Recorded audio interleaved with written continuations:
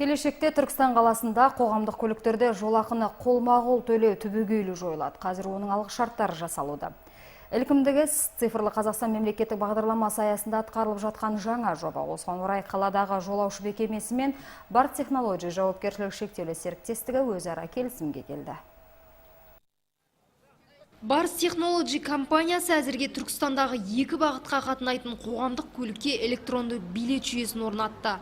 Сала мамандары жоба нәтижесіне қарап жыл соңына дейін 20 бағыттағы 270 көлікке осындай құрылғылар қойылмақ. Оның ең тиімділігі енді қоғамдық көліктерде билет таратушы болмайды, және ол көлеңкелі бизнестің жолын кеседі.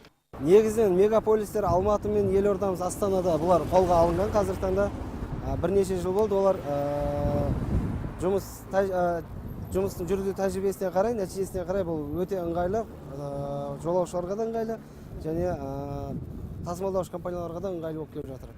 Түркістан облысы жаңадан құрылған екен, біздің Түркістан облысының орталық Түркістан қаласында енді бірінші рет қолға алып жатыр. Бұл жоба бүгінге дейін еліміздің Астана мен Алматы сияқты ірі мегаполис қалаларда оң нәтижесін берген.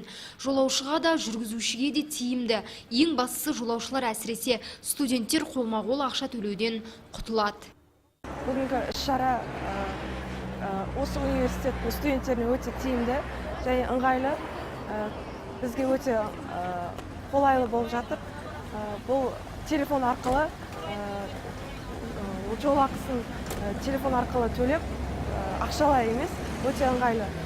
Және де бүгінгі іс-шараны өте бұлай өтіп жатқаны өте қуаныштымыз. Жол ақысын QR-код пен смартфон, тіпті SMS хабарламалары арқылы да төлеуге болады. Жүйенің тағы бір артықшылығы қоғамдық көліктердің қанша адамға қызмет көрсеткенінде анықтауға мүмкіндік бар.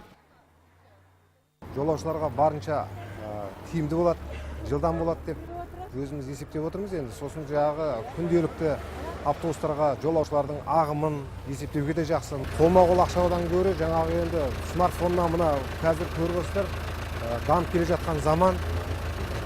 Сол себептен енді мынау бір жолға электрондық билет жүйесімен және де мынау телефон арқылы смартфонмен төлеуге болады. Әзірге түркістандық тұрғындар мен жолаушыларға жобаның жай-жапсары түсіндірілуде. Ал мамандар болса облыс аумағында алғаш рет енгізіліп отырған бұл жүйенің тиімділігі жоғары екенін айтады. Түркістан қаласынан Мадина Әсембек, Мұхтар Атабек, Талғат Елеубек, Фирбол Махашев, Тұран Ньюс.